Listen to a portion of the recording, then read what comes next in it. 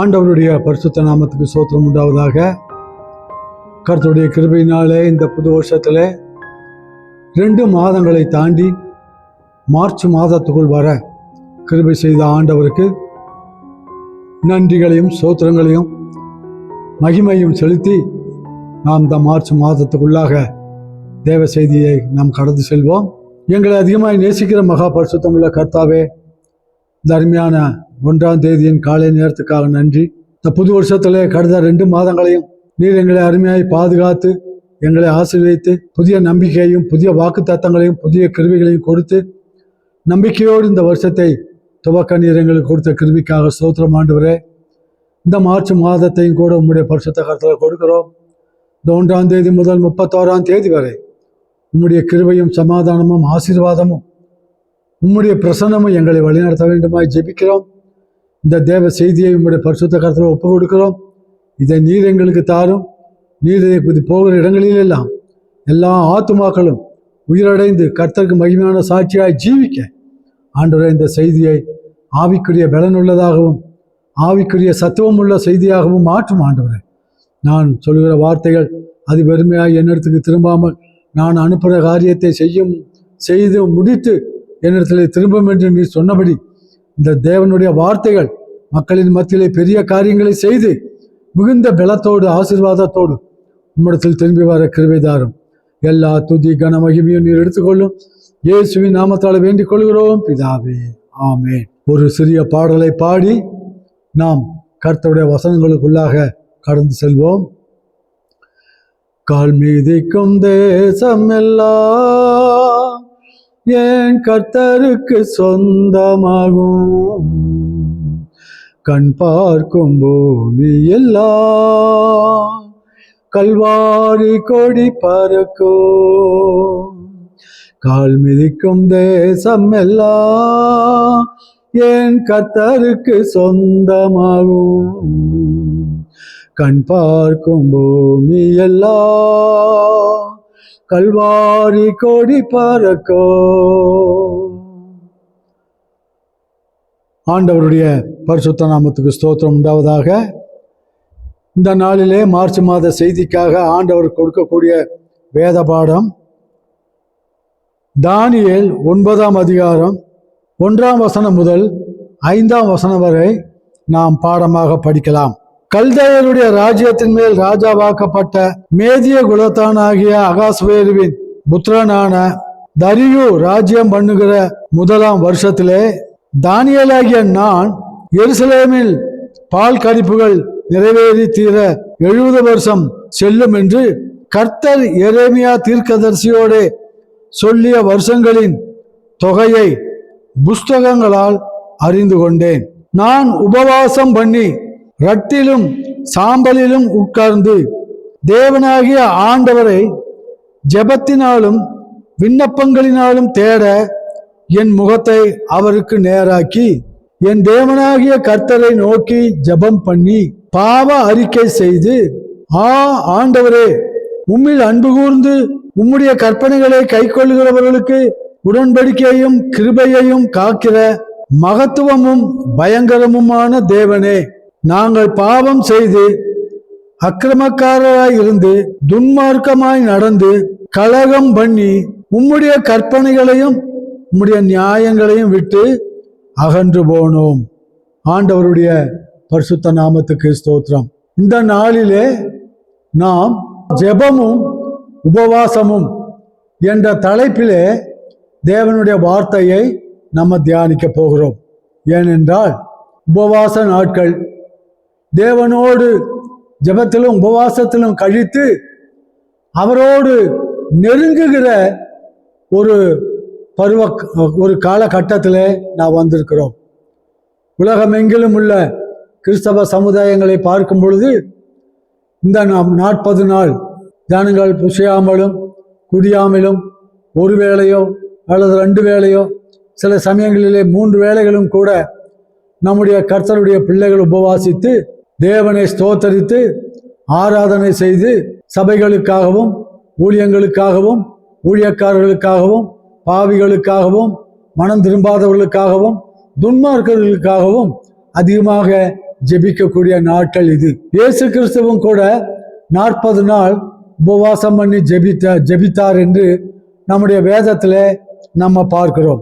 பிரியமானவர்களே, இயேசு கிறிஸ்து தேவாதி தேவன், கர்த்தாதி கர்த்தர் என்று இந்த பூ உலகமே அவரை ஆராதிக்கும் சூழ்நிலையிலே சர்வ சக்தி உள்ள தேவன் அவர் ஏன் உபவாசம் பண்ண வேண்டும், அவர் ஏன் ஜெபிக்க வேண்டும் என்று சில சமயங்களிலே நமக்கு சில எண்ணங்கள், சில யோசனைகள் வருவதற்கு வாய்ப்பு உண்டு.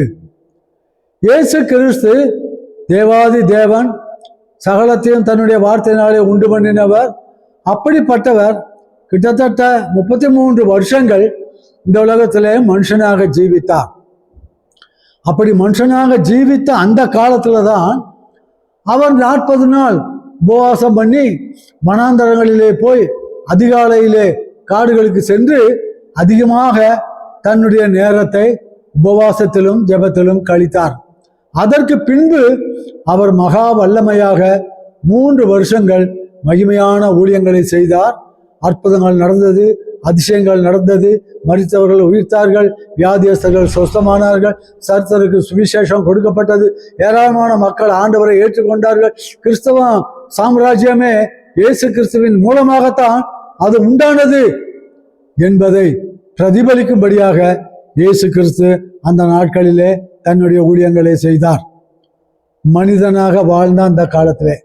ஆகவே அருமையானவர்களே, மனிதனாக இருக்கக்கூடிய ஒவ்வொருவருக்கும் இந்த ஜெபமும் உபவாசமும் மிகவும் முக்கியம் என்பதை சுட்டி காட்டுவதற்காக, நமக்கு முன் உதாரணமாக, நமக்கு சத்தியங்களை கற்றுக் கொடுக்கக்கூடிய ஒரு ஆசானாக அவரே உபவாசத்தை ஆரம்பித்து ஜெபத்திலே முடித்து பிசாசின் சோதனைகளை ஜெயித்து வெற்றி வீரராக மரித்து அவர் வேந்தராக உயிரோடு எழுந்தார். ஆகவே அருமையானவர்களே, இயேசு கிறிஸ்துவே மனுஷனாக இருந்த அந்த காலத்துல 40 நாள் உபவாசம் பண்ணி ஜெபம் பண்ணினார். ஆகவே நம்முடைய வாழ்க்கையிலும் கூட இந்த ஜெபத்தோடு கூட உபவாசமும் கலந்திருக்கும் பொழுது கர்த்தர் நம்மை ஆசீர்வதிப்பார். சாதாரண ஜெபத்துக்கும் உபவாச ஜெபத்துக்கும் மிகவும் பெரிய வித்தியாசம் உண்டு. சாதாரண ஜெபம் வழக்கம் போல பண்ணுகிற ஜெபம், மாமூலான ஜெபம், எந்தெந்த காரியங்களில் மனசுக்குள்ளாக நம்ம தீர்மானம் பண்ணுகிறோமோ அந்த காரியங்களுக்காக ஒவ்வொன்றாக ஆண்டவரத்துல ஜெபிக்கிறோம். நமக்காக, நம்முடைய குடும்பங்களுக்காக, நம்முடைய சபைகளுக்காக, நம்முடைய தேசங்களுக்காக, நம்முடைய ஜாதி ஜனங்களுக்காக, நம்முடைய சமுதாயத்துக்காக, இப்படி பரிசுத்த ஆவியானவர் எதற்கெல்லாம் அவர் சுட்டி காட்டுகிறாரோ, உணர்த்துகிறாரோ அவைகளுக்காக ஜெபிப்பது இது ஒரு ஜெபம். இந்த ஜெபங்களையும் ஆண்டவர் கேட்கத்தான் செய்கிறார். ஆனால் அதிகமான பாரத்தோடு, அதிகமான கனத்தோடு, அதிக ஒரு எதிர்பார்ப்பதோடு, ஒரு பெரிய குறிக்கோளோடு நான் உபவாசித்து இந்த காரியத்தை ஆண்டவரிடத்திலே இருந்து நாம் பெற்றுக்கொள்ள வேண்டும் என்று உறுதியான தீர்மானம் எடுத்து உபவாசித்து ஒரு நேரமோ 2 நேரமோ 1 நாளோ 3 நாளோ அவரவருக்கு ஆண்டவர் அளித்த கிருபையின்படி நாம் உபவாசி ஜெபிப்பது நல்லது. அதே சமயத்துல உபவாசம் பண்ணும் பொழுது அந்த உபவாசமும் ஜெபமும் நமக்கும் ஆண்டவருக்கும் இடையில தான் அது இருக்க வேண்டுமே ஒழிய, நான் உபவாசிக்கிறேன், நான் ஜெபிக்கிறேன் என்று சபைக்கோ அல்லது மற்ற குடும்பங்களுக்கோ மற்ற நண்பர்களுக்கோ பப்ளிஷ் பண்ணக்கூடிய அளவுக்கு விளம்பரம் பண்ணுவதற்காக நாம் இந்த உபவாசங்களை நாம் செய்யக்கூடாது. இதிலே ஆண்டவர் பிரியப்படுகிறவர் அல்ல. ஜெபம் மிகவும் நல்லது, உபவாசம் மிகவும் மிகவும் நல்லது. ஆனால் நம்முடைய what is our intention of fasting and prayer, அது மனிதர்கள் காண வேண்டும் என்று உங்களுடைய ஜெபங்களை செய்யாதிருங்கள் என்று இயேசு கிறிஸ்துவே நமக்கு மத்தேயு சுவிசேஷத்துல அருமையாக சொல்லியிருக்கிறான். ஆகவே மனுஷர் காண வேண்டும் என்றோ, அல்லது மனிதர்கள் கேட்க வேண்டும் என்றோ, அல்லது நானும் உபவாசி ஜெபித்தேன் என்று ஒரு தம்பட்டம் அடித்துக் கொள்வதற்கோ நாம் ஜெபித்தாலும் உபவாசித்தாலும் அந்த காரியங்கள் ஆண்டவருக்கு மகிமையா இருக்காது. ஆண்டவர் அந்த ஜெபங்களுக்கு கேட்க மாட்டார். ஆண்டவர் அந்த ஜெபங்களுக்கு பதிலையும் கொடுக்க மாட்டார். ஆகவே பிரியமானவர்களே, ஜெபிக்க வேண்டும், உபவாசிக்க வேண்டும். நீங்கள் புசித்தாலும் குடித்தாலும் எதை செய்தாலும் தேவனுடைய நாம மகிமைக்கென்றே செய்யுங்கள் என்று இயேசு கிறிஸ்துவே நமக்கு நல்ல ஒரு உபதேசத்தை கொடுத்திருக்கிறார். ஆகவே நாம் ஜெபித்தாலும் உபவாசம் பண்ணினாலும் தேவனுக்கும் ஜெபிக்கிற உபவாசிக்கிற விசுவாசிக்கும் தான் அது நேரடியாகும். ஆகவே மனுஷர்கள் பார்க்க வேண்டும் என்று சொல்லி பப்ளிக்காக உங்களுடைய ஜெபத்தை செய்யாதிருங்கள். நீ உன் அறை வீட்டுக்குள் பிரவேசித்து உன் தலையில் எண்ணெய் பூசி நீ உன் தலையை முக்காடிட்டு கொண்டு நீ தேவன் பரலோகத்தில் இருக்கிற தேவன் ஒருவரே உன்னுடைய ஜெபத்தை கேட்கும்படி நீ அந்தரங்கத்திலே ஜெபம் பண்ணு. அப்பொழுது அந்தரங்கத்திலே பார்க்கிற உன் பிதா உன்னை வெளியரங்கமாக பப்ளிக்காக உன்னை ஆசீர்வதிப்பார் என்று இயேசு கிறிஸ்து சொல்லியிருக்கிறார். ஆகவே ஜெபிக்கிற நாம் மற்றவர்களுக்கு நம்மை பெரிதாக காட்டிக் கொள்ளாதபடி தேவனுடைய சமூகத்தில் நம்மை தாழ்த்தி, நம்மை உறுத்தி, நம்மை வருத்தி, நம்மை கரைந்து, நம் மனம் உருகி, நம்முடைய குற்றங்களை உணர்ந்து, நம்முடைய பாவ கரைகளையும் குறைவுகளையும் கீழ்ப்படியாமைகளையும் அறிக்கையிட்டு தேவ சமூகத்திலே நாம் ஜெபிக்கும் பொழுது, உபவாசிக்கும் பொழுது அந்த ஜெபத்தை ஆண்டவர் ஆசீர்வதிக்கிறார். இங்கே பாருங்கள், படிக்கப்பட்ட வேத பாகத்தில் தானியேல் அவர் ஜெபிக்கிறார். அவருடைய சகோதரர்கள் ஷாத்ராக், மேஷாக், ஆபேத்நேகோ என்பவர்கள் அவர்கள் ஜெபிக்கிறார்கள். அந்த தேசத்தில் ஒரு பெரிய ஒரு பிரச்சனை வருகிறது. ராஜா ஒரு கனவு காண்கிறான். அந்த கனவையும் அவன் மறந்து விடுகிறான். அந்த கனவு அவனை கலக்குகின்றது, அவனை குழப்புகிறது, அவனை பயப்படுத்துகிறது. ஆகவே ராஜா என்ன செய்கிறார்? தீர்க்கதரிசிகளையும் ஞானிகளையும் வியாக்கியானக்காரர்களையும் ஜோஷியர்களையும் பெரிய பெரிய ஞானிகளையும் கூப்பிட்டு, நான் ஒரு கனவு கண்டேன், ஆனால் அதை மறந்து விட்டேன். நீங்கள் இப்பொழுது அந்த சொப்பனத்தையும் எனக்கு சொல்ல வேண்டும், அந்த கனவுகளையும் எனக்கு சொல்ல வேண்டும் என்று சொல்லி, இதை தவறினான் உங்கள் எல்லாருடைய தலைகளையும் சிறைச்சேதம் பண்ணுவேன் என்று மிரட்டினான்.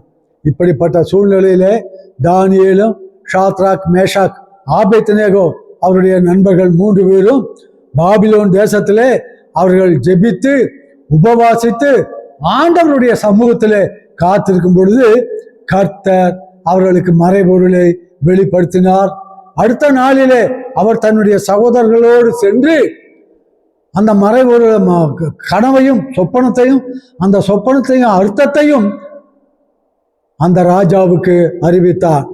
அருமையானவர்களே, பாருங்கள், உபவாசமும் ஜெபமும் எவ்வளவு பெரிய வல்லமையையும் எவ்வளவு பெரிய அறிவையும் எவ்வளவு பெரிய ஆவிக்குரிய உணர்த்துதல்களையும் நமக்கு உருவாக்குகிறது என்பதை நாம் அறிந்து கொள்ள வேண்டும். அன்றைக்கு ஷாத்ராக், மேஷாக், ஆபேத்நேகோ, தானியேலுக்கு காரியங்களை வெளிப்படுத்தின தேவன் இன்றைக்கும் கூட நம்முடைய வாழ்க்கையிலே அப்படிப்பட்ட மறைவான கஷ்டமான பிரச்சனைகளை நாம் கடந்து செல்லும் பொழுது, நாம் ஜெபிக்கும் பொழுது, உபவாசிக்கும் பொழுது ஆண்டவர் நமக்கும் அந்த காரியங்களை வெளிப்படுத்தி, ரகசியங்களை வெளிப்படுத்தி, சாத்தானின் சேனைகளை ஜெயிக்க, பிசாசின் சோதனைகளை அழிக்க, எல்லா சத்துருக்களின் திட்டங்களையும் நிர்மூலமாக்க நம்முடைய ஜெபங்களையும் உபவாசங்களையும் ஆண்டவர் எடுத்து உபயோகப்படுத்துகிறார். ஆகவே அருமையானவர்களே, வேதத்திலே எத்தனையோ பக்தர்கள் உபவாசித்தார்கள், ஜெபித்தார்கள், தங்களுடைய காரியத்தை சாதித்தார்கள். அதிலே தானியேல் ஒருவர். இரண்டாவதாக பார்க்க வேண்டும், நாம் நினைவுறுவோம் என்றால் எஸ்தரும் அவருடைய தாதிமார்களும் மொர்தேகாயும். அங்கே அந்த தேசத்திலே அந்த ராஜா இத்தனாம் தேதி இந்த மாதம் இந்த வருஷம் இந்த மாதம் இந்த தேதியிலே யூதர்கள் யாவரும் சங்கரிக்கப்பட வேண்டும் என்று சொல்லி ஆகான் என்ற ஒரு ஆகாகியனுடைய வார்த்தைக்கு கீழ்ப்படிந்து யூதர்களை அழிக்க திட்டமிட்டான். இந்த காரியம் எஸ்தருக்கும் மொர்தேகாய்க்கும் அந்த தேசத்திலே உள்ள சகல யூதர்களுக்கும் தெரிய வரும் பொழுது அவர்கள் போய் போராட்டம் பண்ணவில்லை, அடிதடி செலுத்தவில்லை, ஸ்ட்ரைக் பண்ணவில்லை. மாறாக எல்லாரும் இருக்கிற இடங்களிலே உபவாசித்து எல்லா யூதர்களும், ஆண்களும் பெண்களும், சொல்ல போனால் சிறு பிள்ளைகளும் கூட தங்களுக்கு வந்திருக்கக்கூடிய நிர்கதியை இருந்து எங்களை காப்பாற்றும்படிய வேண்டும் என்று சொல்லி தேவனிடத்திலே ஜெபத்தோடு உபவாசத்தோடு மன்றினார்கள். அல்லும் பகலும் 3 நாள் உபவாசம் பண்ணி அவர்கள் ஜெபிக்கும் பொழுது கர்த்தர் காரியத்தை மாறுதலாய் முடிய பண்ணினார். இப்படியே காரியம் மாறுதலாய் முடிந்தது.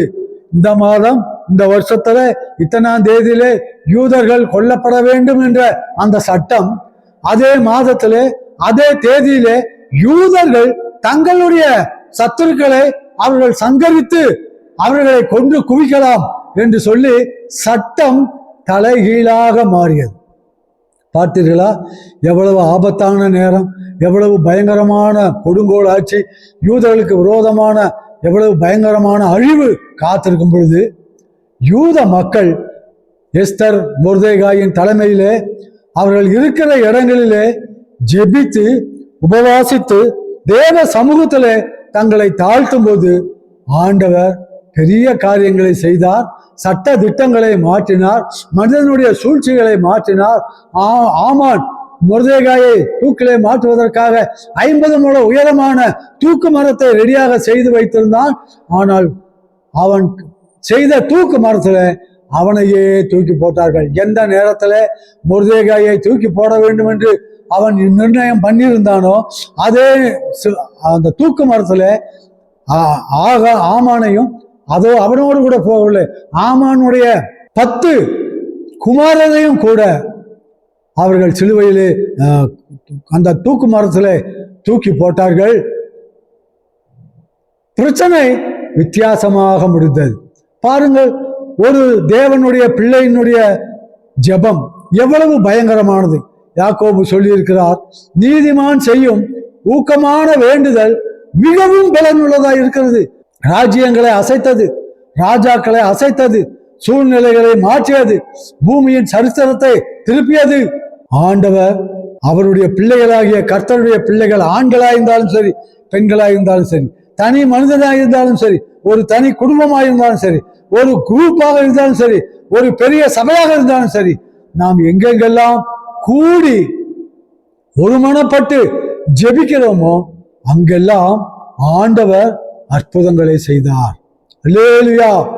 அப்போஸ்தலருடைய காலத்திலே ராஜாக்கள் எழும்பி தேவனுடைய சீஷர்களை எல்லாம் கொல்ல வழி பார்த்தார்கள். ஏரோது எழும்பி இயேசு கிறிஸ்துவனுடைய சீஷர்களை எல்லாம் ஜெயிலிலே போட்டு தலையை வாங்கி இப்படி பல விதங்களிலே கொலை பண்ண தொடங்கி கொண்டிருந்தான். பேதுருவையும் பண்டிகை முடிந்த பின்பு பேதுருவையும் சிரச்சேதம் பண்ண வேண்டும் என்று சொல்லி ஜெயிலிலே 4 காவல்களுக்கு உள்ளாக 5வது காவலிலே அவர் வைத்திருந்தார். ஆனால் ஜனங்கள் எல்லாரும் நாளைக்கு சிரச்சேதம் பேதுருவை பண்ணுகிறார் என்றால் இன்றைக்கு ராத்திரியிலே விசுவாசிகள் எல்லாரும் ஒரு வீட்டுக்குள்ளே கூடி ஏக மனமாக பேதுருவுக்காக ஜெபித்தார்கள்.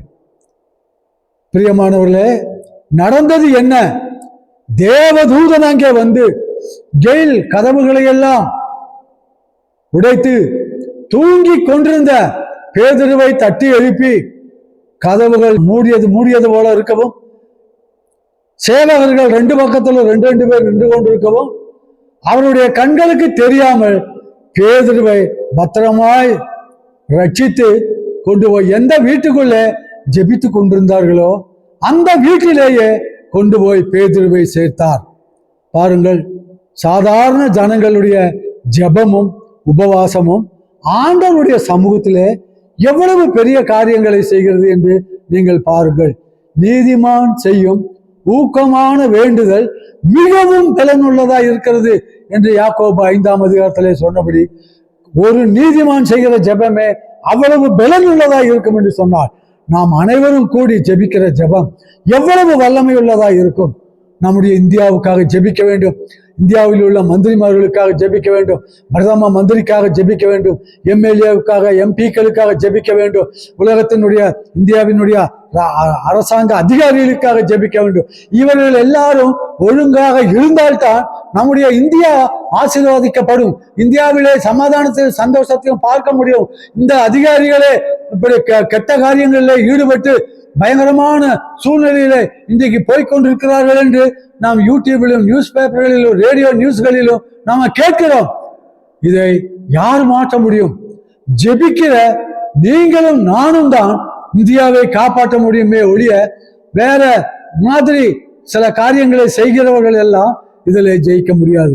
ஆகவே இந்தியா அழிவிலிருந்து ரட்சிக்கப்பட வேண்டும் என்று சொன்னார், இந்தியா காப்பாற்றப்பட வேண்டும் என்று சொன்னார், இந்தியா தேவனாலே ஆசீர்வதிக்கப்பட வேண்டும் என்று சொன்னார். இந்தியாவிலே ரட்சிக்கப்பட்டு சாட்சியாக வாழ்கிற நாம் இந்தியாவுக்காகவும் இந்திய மக்களுக்காகவும் இந்திய மண்ணுக்காகவும் இந்தியாவை ஆளுகிற அதிகாரிகளுக்காக அவர்கள் நேர்மையாகவும் பரிசுத்தமாகவும் இருக்க நாம் ஊக்கமாக ஜெபிக்க வேண்டும்.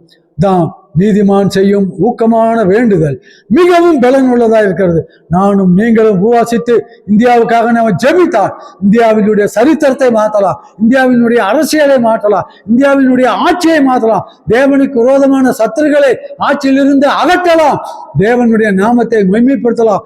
காசியிலிருந்து கன்னியாகுமரி வரை கர்த்தரே தெய்வம் என்று எலியாவை போல நாமும் பிரகடனம் செய்ய முடியும்.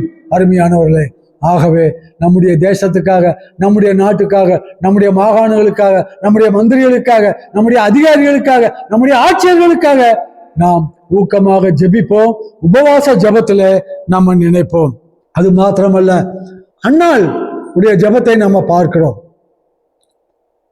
அந்த அம்மா குழந்தை இல்லையே என்று சொல்லி ஆண்டவரிடத்துல உபவாசம் பண்ணி நிந்தைக்கும் அவமானத்துக்கும் வெட்கத்துக்கும் ஒரு முடிவு கட்ட வேண்டும், என்னையும் ஆசீர்வதிக்க வேண்டும் என்று அந்த அம்மா பல நாட்கள் உபவாசித்து ஜெபித்தார்கள். அதனுடைய பலன் என்ன? ஒரு அருமையான ஒரு தீர்க்கதரிசி, ஒரு நியாயாதிபதி, ஒருவேளை இஸ்ரவேலின் முதல் ராஜா என்று சொல்லக்கூடிய சாமுவேலை ஆண்டவர் எழுப்பினார். அந்த சாமுவேலை அந்த அன்னாளினுடைய வயிற்றிலேயே பிறக்க வைத்து குழந்தை இல்லாத அந்த அம்மாவை குழந்தையை கொடுத்து ஆசீர்வதித்து அவமானத்திலிருந்தும் வெட்கத்திலிருந்தும் விடுதலையாக்கி அந்த பிறந்த குழந்தையை நாட்டுக்கே ஒரு இரட்சகனாக ஆண்டவர் எடுத்து உபயோகப்படுத்தினார். ராஜாக்களை அபிஷேகம் பண்ணுகிற தீர்க்கதரிசியாக சாமுவேல் இருந்தார். சாமுவேல் கர்த்தருடைய தீர்க்கதரிசிதான் என்று தான் முதல் பெயர் சபா வரை எல்லாரும் சந்தேகம் இல்லாமல் நம்பக்கூடிய அளவுக்கு Samuel was a great prophet in the land of Israel. ஆகவே பாருங்கள், ஒரு உபவாச ஜபம், ஒரு பாரமுள்ள ஜபம் எவ்வளவு பெரிய தீர்க்கதரிசியை எழுப்பியது. நானும் நீங்களும் பண்ணுகிற ஜபங்களிலே இப்படி பரிசுத்தவான்கள் எழுப்ப வேண்டும், பாவிகள் மனம் திரும்ப வேண்டும், ரட்சிக்கப்பட்டவர்கள் ஆவியிலே நிரப்பப்பட வேண்டும், ஆவியிலே நிரப்பப்பட்டவர்கள் தேவ ஊழியங்களை செய்ய வேண்டும், தேவ ஊழியங்களை செய்வதற்கு அநேக ஊழியக்காரிகள் எழும்ப வேண்டும். அதைத்தான் இயேசு கிறிஸ்து சொன்னார், அறுப்பு மிகுதி வேலையாட்கள் கொஞ்சம், ஆகவே அறுப்புக்கு எஜமான் தன்னுடைய அறுப்புக்கு வேலையாட்களை அனுப்பும்படி வேண்டிக் கொள்ளுங்கள் என்று சொன்னார். ஆகவே உலகத்திலே கோடிக்கணக்கான பாவிகள் இன்னும் ரட்சிக்கப்படாமல் இருக்கும் பொழுது அவர்களுக்கு ஒரு பெரிய ரட்சணையையும் ரட்சிப்பையும் விடுதலையையும் எழுப்புதலையும் அனுப்ப வேண்டும் என்று சொன்னார். ஏற்கனவே ரட்சிக்கப்பட்டு பரிசுத்தாவினாலே நிரப்பப்பட்ட நாம் அன்னாவை போல, சாமுவேலை போல, தானியேலை போல நாம் ஊக்கமாக நாம் ஜெபிக்க வேண்டும், உபவாசிக்க வேண்டும். இதற்காக எந்த செலவுகளையும் செய்ய நாம் தயங்கக்கூடாது. அருமையானவர்களே, எஸ்ராவை பாருங்கள், நெகேமியாவை பாருங்கள். அவர்கள் பாபிலோன் தேசத்துல அடிமைகளாக இருந்து அங்கே இருந்து தங்களுடைய தேசங்களுக்கு மறுபடியும் சென்று சத்தியத்தை சொன்னார்கள். நெகேமியா ஒரு பெரிய அதிபதியாகவும், எஸ்ரா ஆசாரிய குடும்பத்திலே ஒரு பெரிய ஆசாரியனாகவும் இருந்தார்கள். இவர்கள் ஆண்டவருடைய சமூகத்திலே உபவாசித்து ஜெபிக்கிறார்கள். இப்ப கல்தேயருடைய தேசத்திலே அவர்கள் அடிமைகளாக இருக்கிறார்கள். ஆனால் அவர்கள் தேவனுடைய நகரத்துக்காகவும் தேவனுடைய மக்களுக்காகவும் அவர்கள் கருத்தோடு ஜெபிக்கும் பொழுது ஆண்டவர் அவர்களுக்கு வழியை திறக்கிறார். ராஜாவே அவர்களை கூப்பிட்டு, உங்களுடைய முகம் துக்கமாக இருப்பது என்ன பிரச்சனை என்று கேட்டு, அப்பொழுது நெகேமியா அவர் சொல்லுகிறார், எங்களுடைய ஜனம் செய்யப்பட்டு போகிறார்கள், எங்களுடைய தேசம் அழிக்கப்பட்டு போகிறது, எங்களுடைய எருசலேம் நகரம் தேவாலயம் மண்மேடாய் இருக்கும் பொழுது நான் எப்படி ராஜாவே சந்தோஷமா இருக்க முடியும் என்று சொல்லும் பொழுது அந்த ராஜா என்ன செய்கிறார்? அந்த எஸ்ராவையும் நெகேமியாவும் அவர்கள் ஒரு குரூப்பாக போய் விழுந்து போன தாவீதின் கூடாரத்தை எழுப்பி கட்டவும், தாவீதின் நகரத்திலே மதில்களை கட்டவும், எருசலேமிலே தேவ ஆலயத்தை மறுபடியும் பழுது பார்க்கும்படியாக அடிமையாக இருந்த தேசத்திலிருந்து ஆண்டவர் அவர்களுக்கு விடுதலையை கொடுக்கிறார். ராஜாவே அவர்களுக்கு வேண்டிய பண்டம், பலகாரம், பணம், மெட்டீரியல், தேவ ஆலயத்தை கட்டுவதற்கு தேவையான எல்லா வசதிகளையும் உண்டு பண்ணி அவர் அனுப்புகிறார். நெகேமியாவும் எஸ்ராவும் இன்னும் கர்த்தருடைய ஜனங்களும் மூப்பர்களும் சந்தோஷமாக சென்று எருசலேமின் மதில்களை கட்டுகிறார்கள், எருசலேமின் அலங்கத்தை கட்டுகிறார்கள், எருசலேமின் தேவாலயத்தை கட்டி எழுப்புகிறார்கள். இடிந்து போன இடங்களை எல்லாம் அடைத்து மறுபடியும் வாசல்களையும் தாழ்பால்களையும் உண்டு பண்ணி தேவனுடைய நகரத்துக்கு பாதுகாப்பாக வைக்கிறார்கள். அருமையானவர்களே, கர்த்தருடைய பிள்ளைகளாகிய நாம் ஜெபிக்க வேண்டும், பிளஸ் உபவாசம் பண்ண வேண்டும். பப்ளிக்காக நம்மை கனப்படுத்துவதற்கோ நம்முடைய மகிமையை வெளிப்படுத்துவதற்காகவோ ஜெபிக்கவோ உபவாசம் பண்ணவோ கூடாது. நம்மையோ நம்முடைய சபையையோ நாம் செய்கிற காரியங்களையோ விளம்பரம் பண்ணுவதற்காக நாம் ஜெபிப்போம் என்றால், உபவாசம் பண்ணினோம் என்றால் அது ஜெபம் அல்ல, உபவாசம் அல்ல. அது ஆண்டவருடைய பார்வைக்கு அருவருப்பு.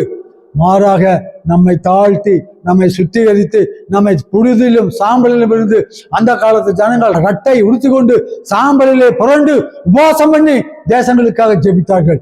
ஒருவேளை நாம் லிட்டரலி நம்ம சாம்பலிலும் ரட்டை உடுத்த விட்டாலும் நம்முடைய இருதயத்தை புழுதி மட்டும் தாழ்த்தி தேவ சமூகத்திலே கண்ணீரோடு ஜெபிக்கும் பொழுது நாமும் ரட்டிலும் சாம்பலிலும் புரண்டதாக ஆண்டவர் நினைத்து நம்முடைய ஜெபத்தையும் விண்ணப்பங்களையும் கேட்டு நாம் எந்தெந்த காரியங்களிலே விடுதலையும் வெற்றியும் ஆசீர்வாதமும் ஜெயமும் வேண்டும் என்று ஜெபிக்கிறோமோ அந்த காரியத்தை கண்டிப்பாக ஆண்டவர் ஜெபிப்பார். இந்த 40 நாள் உபவாச நாட்களை கர்த்தர் நமக்கு ஆசீர்வதிப்பாராக. இந்த 40 நாட்கள் ஊழியங்களை ஆண்டவர் ஆசீர்வதிப்பாராக. பெரிய வெள்ளிக்கிழமை ஊழியங்களையும் உயிர்த்தெழுதலும் பண்டிகையும் ஆண்டவர் ஆசீர்வதிப்பாராக. உபவாசத்தை ஜெபிக்கிற நம்மையும் நம்முடைய குடும்பத்தையும் நம்முடைய சபைகளையும் ஆண்டவர் நீ எல்லா விதங்களிலும் பல மடங்கு உயர்த்துவாராக. இந்த மார்ச் மாதத்துல கர்த்தருக்காக let us march forward. தேவனுக்காக நாம் முன்னேறி செல்வோம், பெரிய காரியங்களை செய்வோம், தேவனுடைய ராஜ்யத்தை கட்டுவோம், அழிந்து போகிற ஆத்மாக்களை ஆதாயம் பண்ணுவோம். தேவனுக்காக எல்லாவற்றையும் செய்ய நம்முடைய ஆவி, ஆத்மா, உடன், பொருள் எல்லாவற்றையும் ஒப்பு கொடுத்து நம்மால் முடிந்த தியாகங்களை செய்து தேவனுடைய ஊழியத்தை செய்வோம். கர்த்தர் நம்மை ஆசீர்வதிப்பாராக. உங்கள் ஜெபத்தையும் உங்கள் உபவாசத்தையும் ஆண்டவர் அங்கீகரித்து அநேகமாயிரம் மக்களுக்கு ஆசீர்வாதமாய் மாற்றுவாராக. அல்லேலூயா, ஆமென். இப்பொழுது நாம் ஜெபித்து முடிப்போம். இறங்குமே என் இயேசுவே, இரக்கத்தின் ஐஸ்வர்யமே, கூவி கதறியே ராவும் பகலுமாய் கெஞ்சும் ஜெபம் கேளுமே. இறங்குமே. ஜீவனுள்ள ஆண்டவரே, இந்த நேரத்துக்காக நன்றி. இந்த உபவாச நாட்களிலே உம்முடைய சமூகத்தில் நாங்கள் ஜெபிக்கவும் உபவாசிக்கவும், எங்களுக்காகவும் எங்கள் குடும்பங்களுக்காகவும் எங்கள் சபைகளுக்காகவும் எங்கள் சம்பிரதாயங்களுக்காகவும் எங்களுடைய சமூகத்துக்காகவும் உம்முடைய நாம மகிமைக்காகவும் எங்களுக்கு நல்ல நாட்களை தந்திருக்கிறீர். இந்த நாட்களிலே நாங்கள் கடமைக்காகவோ அல்லது பேருக்காகவோ அல்லது விளம்பரத்துக்காகவோ உபவாசித்து ஜெபிக்காதபடி நாங்கள் உண்மையும் உத்தமமாய் எங்களை புழுதி மட்டும் தாழ்த்தி ஜெபித்து எங்களை அர்ப்பணம் பண்ணி எங்களுக்கும் எங்கள் குடும்பத்துக்கும் எங்கள் தேசத்துக்கும் எங்கள் சமுதாயத்துக்கும் விடுதலையும் வெற்றியையும் பெற்று அனுபவிக்க எங்களை ஆசீர்வதித்தாலும்.